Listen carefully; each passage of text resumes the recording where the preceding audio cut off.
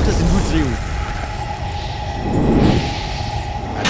Shatta Wale, I never heard bandana, no. He has been in the music industry for over 20 years. He came in, he struggled, he went out, he learned. Now, he is the most sought after musician in Ghana. When you go out and you Google Ghana, now Google Beyonce, the only name that will pop up is Shatta Wale and Beyonce. He has made fortunes. He has used his career to fight for something nobody has been able to fight for. Musicians to get something better out of their trade or their creativity or their talent. He has stood by it. He has made sure that every single musician will at least earn something from what they are doing. Shatta Wale put out about 5-6 points. Then we get a young man who has like 3 boxer shorts. Comes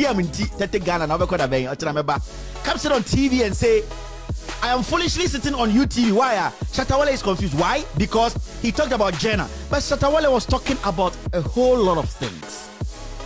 Now, the simplest question to ask is, what is your identity as a Ghanaian musician? Do you have an identity?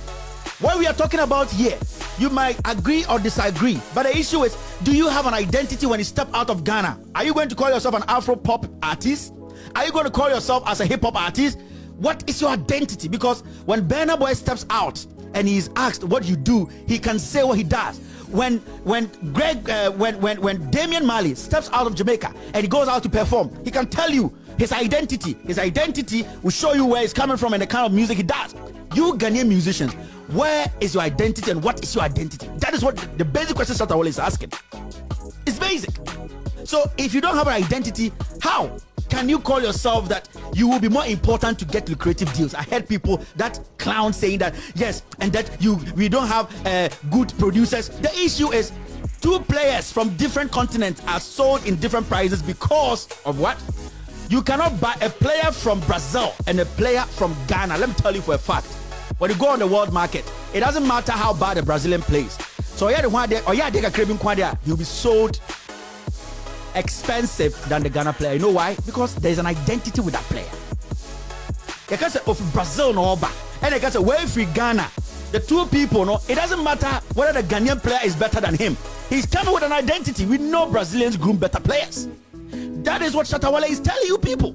Let's go with an identity. We have no identity. Who in Europe and America knows about high life? My foot. Nobody knows about high life.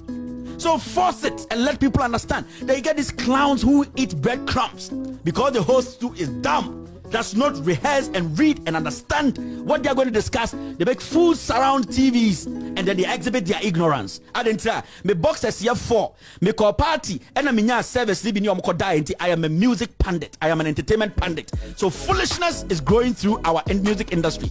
That is why today you see people sitting on Instagram, musician in Ghana, begging people to go and watch his video because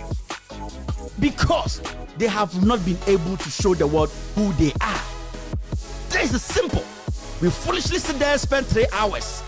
And young boys who have no jobs, young boys who have not seen real life, who have not come into the mill.